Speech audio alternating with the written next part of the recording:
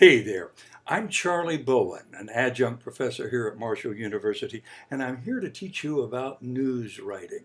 In the catalog, it's called JMC300, and we'll cover the basics of how to write news stories. I've been an adjunct here for a couple of years, and I've taught a number of different classes. This has always been my favorite. I think we learn the basics of being a reporter through the process of learning to be a news writer. In this introductory class, um, we'll cover a number of points. I want to put the whole thing in perspective. I want to put journalism in perspective, journalism today compared to maybe 50 years ago, and how what we learn here will fit into all of that. I want to tell you how the course will be organized, and we'll go over the syllabus. Specifically. I'm sending you all a copy of the syllabus by email, and in the note I suggested that perhaps you print it out before you come to this lecture. And then at the end you'll have your first assignment, which is probably the easiest assignment of your entire semester. I'm going to ask you to talk about yourself. I'll have a form that I'll ask you to fill out so you'll know a little bit more about you. I will tell you something about me at the end of the class, and then maybe you can fill out the form and tell me something about you so we know who we're talking to each other. These are weird times. I've never taught this class this way, but of course every professor can say that at the university. None of us has done this sort of teaching. This particular class, I really like being able to be sitting in a classroom surrounded by the students and interact. So it's going to be a different approach. I'm spending a lot of time trying to think about how to convert those ideas to this new format. But at the same time, we've all come here to learn, and I'll learn some new things along with you. So it's all good. Now, let's talk about where journalism is today. Maybe put this class into some sort of perspective of what you're going to learn here and how will it fit into the job markets that you'll be facing. Let's start with the big question. Are we crazy to be studying journalism? I mean, isn't journalism dead? It certainly seems to be a declining business. In the past 15 years, 1 out of 5 local newspapers has closed, and the number of working journalists has been cut in half. Many communities in our country now are what we might call news deserts. There's no local community newspaper. The nearest one is maybe at a state capital miles away or in another state. So are we crazy to be studying this business? And meanwhile, we have the whole world of disappearing gatekeepers. We have fewer and fewer editors out there working. As the number of journalists go down, the number of people who are staying in the business and being those old hands, those old editors, seems to be that number is declining too. So is it crazy to go into this business? Is there a place for trained editors and writers today? Especially with the rise of the cries of fake news and citizen journalists. Well, yes, there is a place for trained journalists. For one thing, a trained journalist knows the difference between neutrality and objectivity. What do I mean by that? Well, here's an example. An example of neutrality would be this. Marshall and Miami played football this week, and Marshall said it won, and Miami said it won, and I guess we'll never know. That's neutral. Objectivity says Marshall and Miami played football this week. Marshall scored more points and won 14-7. That's objectivity. Now, another thing that trained journalists know how to do is to research inductively. I'm sure sometime in your education earlier you've learned the difference between inductive and deductive logic. Basically, the big difference between the two is that deductive reasoning starts with a conclusion and then proves it with evidence.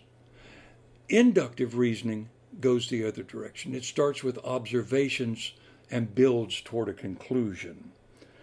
Deductive reasoning is used often by lawyers in a courtroom, by editorial writers, by columnists, personal columnists. They are saying, here's my position and here's why I believe that. Perfectly respectable way to approach information.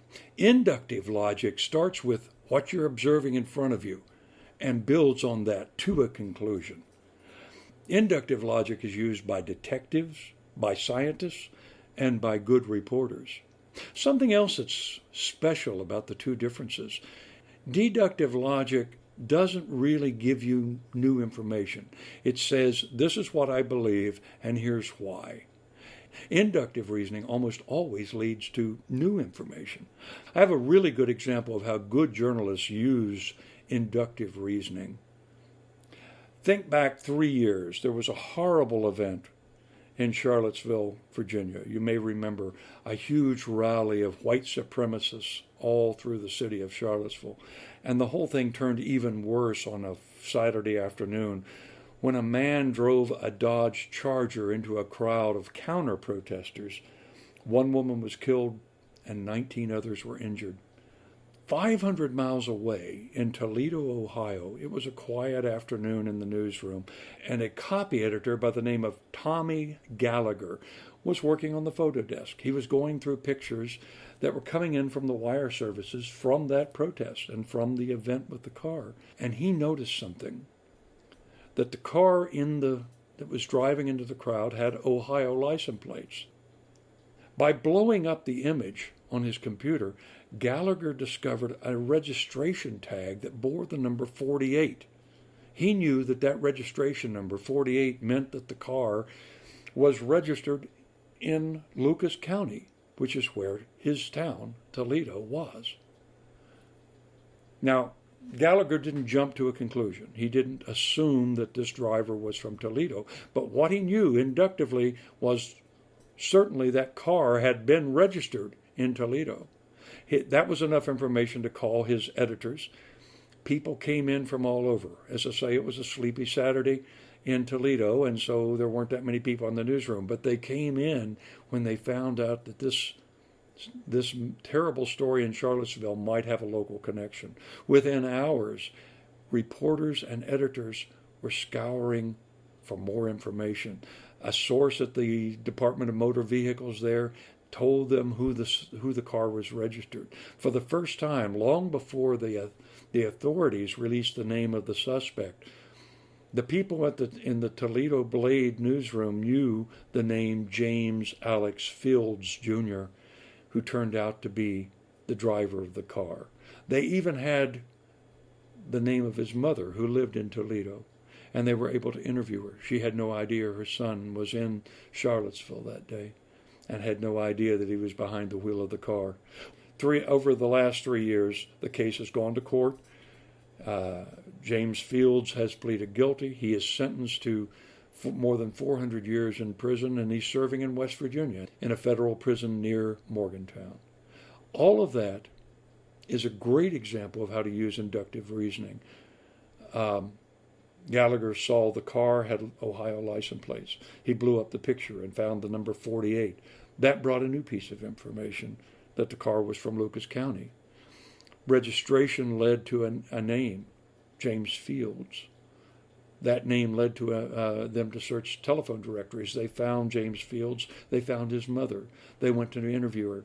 All of this work led to new information, and it was all because one editor was smart enough to look closely. Okay, so we know where I come down on the "are we crazy" question. Are we crazy to study journalism? No. I think what we have to learn here is valuable, and I do believe it's ultimately marketable, although I've got to be honest with you, I don't know how it's marketable. I mean, we have declining news organizations all over the country. Anyone can see it. Do I believe that there's a future in the bigger scope of things for journalists? I absolutely do. I think what we do is vital. I just don't know what the platform's going to be, and I don't think anyone can predict. Honestly, I gave up trying to predict the future. I found out in 2016 that I was really bad at predicting the future, and I don't try anymore. But I do believe that journalism is so valuable, that objectivity and the ability to tell an honest story is so valuable that there will be a future. It will probably be on the web or some variation of the web. Who knows how you're going to get paid for it? I really don't know. But I believe it will. I believe that smart, enterprising people will figure out how to use the web for a good, solid, edited product that people will pay for. So I think it's exciting. I kind of wish I could go with you. I'm too old to take that trip, but if I were 20 years old, I would be very, very excited about the future. Okay, so what is journalism? Well, it's stories. It's really interesting to me that what journalists have always called what they write is stories. Not articles, not papers, but stories. What we become when we are good journalists is we become good, effective, honest, accurate storytellers. And really, in this class, there will be two subjects. There will be news and how to recognize it, and writing, how to write about it. Okay, then, what is news? Well, news is what is not supposed to happen. Think about that for a minute. News is not the ordinary. News is the unordinary. News is not the ordinary. News is the unexpected. Two airlines crash into buildings, the collapse of the Twin Towers, and then unused emergency rooms. Well, all of that was unexpected. We didn't expect the airlines to run into the Twin Towers. We didn't expect the Twin Towers to collapse, and most of the people in that on September 11, 2001 died. There were very little use for emergency rooms. All of that's news. Another one. A general exchanges steamy emails with a woman who is not his wife, calling into question many things, his judgment for one. That's news. A military contractor charging $600 for a toilet seat. That's news. That's the unexpected. And of course, using this definition of news as what is not supposed to happen doesn't mean that it has to be bad news. A story from a few years back, a 7-year-old appreciating the military's help after a devastating hurricane starts a nonprofit to send care packages to soldiers overseas. That's not supposed to happen either. Or a quarterback takes the field the day after his father dies. The man who coached him in his youth and throws for nearly 400 yards, completing 4 touchdown passes. That's not supposed to happen either. Most of what happens in a given day isn't news, even if it's tweeted, blogged, posted in our ever greater information overload. A reporter is one who can wade through all this stuff and find the news, find the stories, and bring their most important aspects to the foreground. A journalist is geared toward finding things that are out of place, things that don't fit with the expectations or the normal course of life. The big point is news is the unexpected. You know, there's a word for that. It's a word for things that look out of place. It is anomaly. It's from the Greek, meaning not the same. News is the anomaly. Okay, so there are two basic kinds of storytelling that is in news writing: the event story and the enterprise story. The event story is simply what you usually think of as news writing, the coverage of the day-to-day events, covering a trial, covering a city council meeting or a planning commission meeting, a crime scene or a sports event. These are all event stories. They are very timely. They are key to something that has just happened, usually within the last 24 to 48 hours. The other kind of story is the enterprise story. This is a story not keyed to a specific event. It's actually, just as the word says, the reporter, the journalist, is enterprising this story, has looked at the situation, perhaps the situation of drug sales in a community, or the way that housing patterns have changed in a state or a community, or the way a pattern of shopping has gone on in a certain area of town. These are things that a reporter might look at and enterprise a story. The great thing about this is that learning how to do one helps you do the other. We will concentrate at the beginning of the class on event stories, how to cover breaking news. But it turns out that being able to do breaking news will make it much easier to do enterprise. Now then, I want to point out that journalism is a trade, and I believe that anyone can learn to write news. It's not an art, it's not a craft, it's certainly not a gift. You're not born with the ability. It is a learned skill. You can learn to be a journalist, you can learn to write news in a very effective way. That's what we will concentrate on here, is learning those basics. We'll focus on four things in the way we approach the stories. We'll focus first on the leads, that is the first paragraph, how to make an effective lead. Then we'll switch our attention to the organization of stories. We'll also talk about how to interview. And then we'll also feature discussions on how to handle quotes and attribution. These are the four big areas that you need to know in order to write effective news. As I'll say at the time, honestly, writing an effective lead is perhaps 60% of the story. Not only because that is the first paragraph that your reader sees, but it also allows you to focus your mind on how to approach the story. It will lead to the story organization. It will lead to the quotes that you use and how you handle them. So the lead will be extraordinarily important, and we will focus on that quite a lot. Okay, enough of the general and the abstract. Let's get specific. Let's talk about how the class will be conducted day in and day out. If you've printed out the syllabus, as I ask you to, please get it out now so you'll have it handy to put marks on it if we come across something you need to ask me about later. Top of the syllabus is the usual stuff: my name, my email address, the catalog entry for the class, JMC300 News Writing. Okay, so now turn to page 5 of the syllabus. The heading at the top of the page should say Course Design. This is the heart and soul of the syllabus.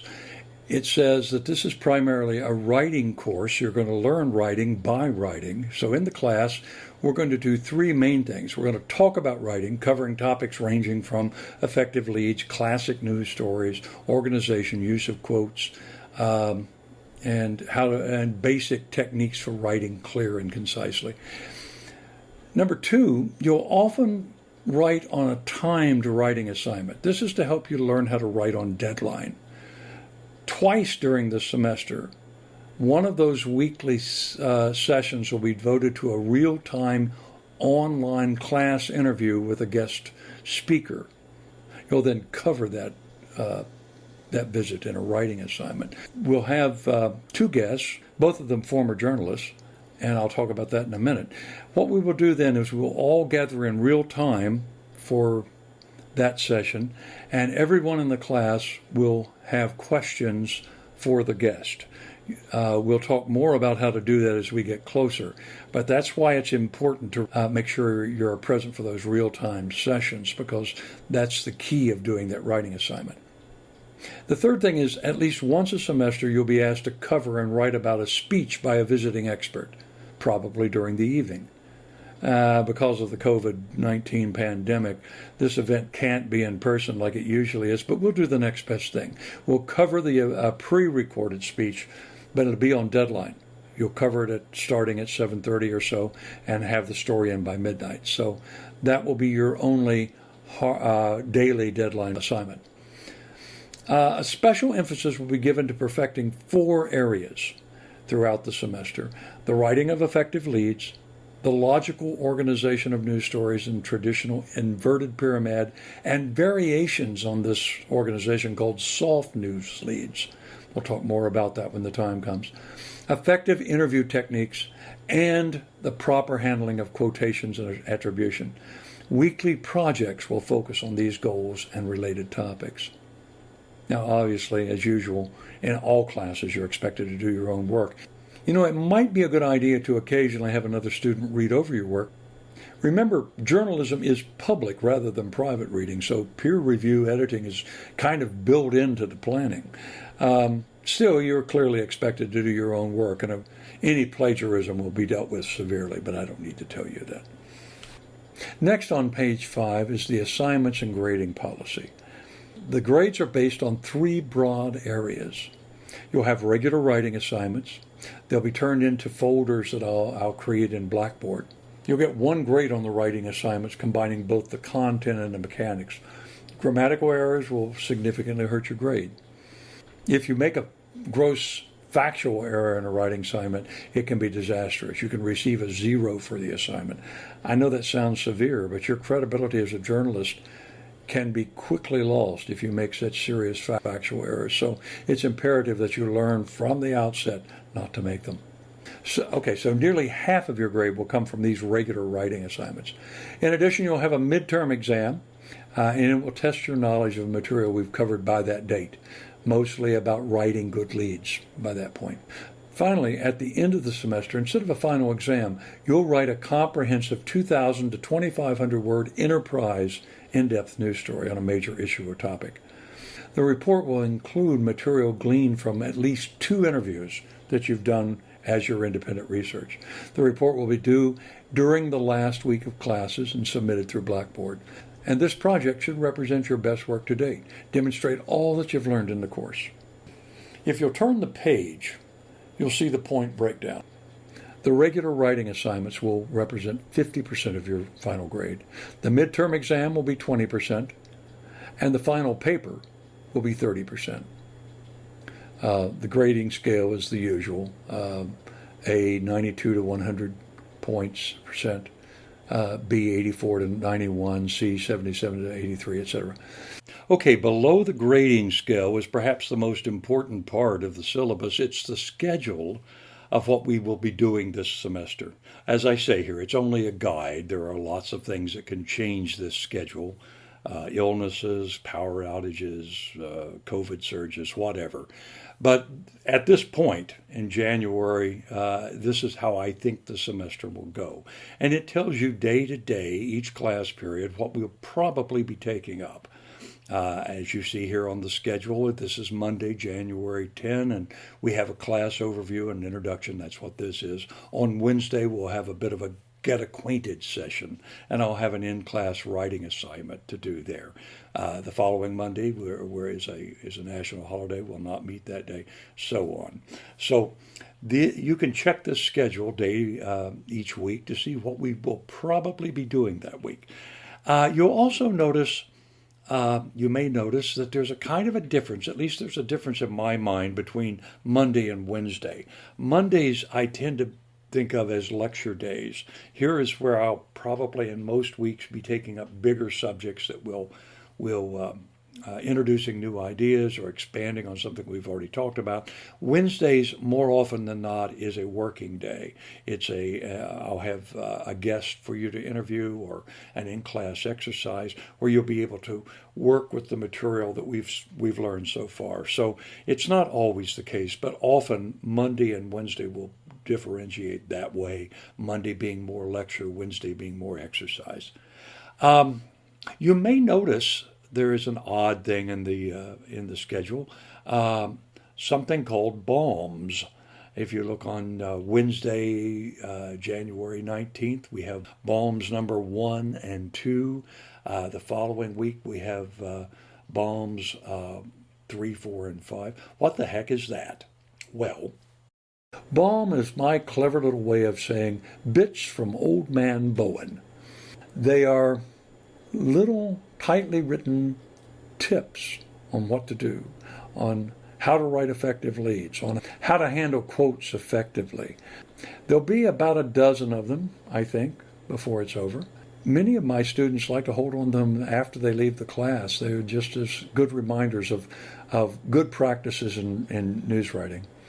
So we'll start having those as early as a week from today. Okay, I'd like to finish up this lecture by getting to know a little bit about each of you. I'm sending you a form that I'd like you to fill out. It asks for some basic information and a few of your interests and hobbies as well as your aspirations. I suppose it's also fair that you should know a little bit more about the guy doing all the talking here, so let me tell you a little bit about me. I've been involved in journalism in one way or another for the last 50 years. I got my first job when I was still a student at the University of Kentucky in Lexington. I became a part-time correspondent with the Associated Press. Here's my first press card. I'm pretty clean cut there. As Bob Dylan once said, I was so much older then. The next year I married a fellow journalist, Pamela Irwin, who had just graduated from Marshall University School of Journalism. Pamela was a writer and an editor for the Parthenon when she was a student here. Our careers would intertwine for the next 50 years and still do. We just celebrated our 50th wedding anniversary. After our wedding, Pamela moved to Kentucky with me as I finished my work on my degree at UK. While we were in Lexington, she got a job with the Lexington Leader, the afternoon paper, covering courts and the education beat. I went back to my part-time job with the AP and worked there until my graduation. Then we moved back to this area. In 1971, we both went to work for the Huntington Publishing Company, working for the old Huntington Advertiser, the afternoon newspaper, as reporters initially. We even had desks right across from each other. Over the next few years, we both got promotions. Pamela became news editor. I became city editor, a job I would hold for the next 8 years. Pamela continued working for the Huntington newspapers until 2001. I left in 1985 to try something new. I wanted to become a freelance writer, so the time was right for me to write books on a new interest of mine. I'd become very interested in personal computers, and I got an opportunity with my old friend Dave Payton to start writing books in the new field of communications through personal computers. We wrote about information services like CompuServe and The Source and Dow Jones News Retrieval and America Online, none of which I think is around anymore because the web ate everybody's lunch. But in the 1980s and early 90s, it was a pretty good business to be in. I did that for about a decade, writing books. I also wrote columns for computer magazines. I was a contributing editor to one of the magazines. I was a columnist for another of the magazines. In the 1990s, I tried something else new. Jameson Broadcast, a company in Washington, D.C., asked me to become the researcher and the online talent, as they called it, for a radio series called The Internet News. In those days, the web was so new. This was 1994, I think. The web was so new that people were always looking for things on the web. So this was a drive time radio show that allowed people to learn about a different new website every day. And that show lasted for 6 years. It was even carried by the Voice of America at one point. We had several thousand stations across the country. About the time I started thinking about retirement, Marshall came along and said, "Would you like to teach?" Well, I'd always wanted to teach. Editors are, certainly city editors, where I spent most of my Huntington newspaper career. Editors are a form of teacher. And the Huntington papers were entry-level newspapers, which meant we had a lot of young reporters just starting out working for us. So teaching was a natural instinct for me, and I have loved the last it's been almost 6 years now that I've been doing classes like this as an adjunct. And so I'm still doing journalism. I'm still working with the tools that I learned with Bob Cooper at AP in 1968 and 69. So that's my story. Now do me a favor and take a moment to fill out the form that I sent you, the one called Tell Me About Yourself. Okay, it has 15 questions. That doesn't mean you have to fill them all out. The basic stuff's easy: name, nickname, email address, hometown. I'm asking, I'm being nosy is what I'm being. I'm asking for your favorite subjects, for recent books you've read, favorite authors and movie directors. You know, if any of these questions don't seem applicable to you, or frankly don't want to tell me, just leave them blank. I would ask you to pay a particular attention to the last part. The last question says, finally, in several paragraphs, answer this question: why am I here? Why am I studying journalism? Write about whatever the question means to you. You can talk about what has attracted you to this subject, or who inspired you to pursue this career, or what you hope to accomplish. It's your call as to how you approach that answer. So just answer it the way you think it's intended, or the way you wish it were intended.